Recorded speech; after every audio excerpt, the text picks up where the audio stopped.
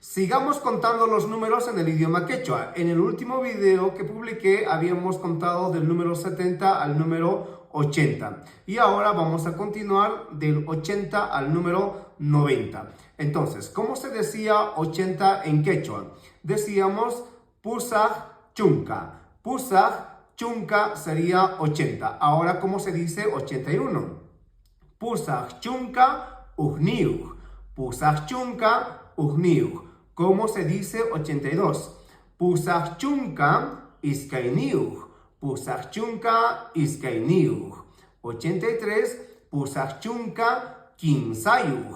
Pusaj chunka kinsayuj. 84 decimos pusaj chunka tawayuj. Pusaj chunka tawayuj. 85 decimos pusaj chunka pishkayuj.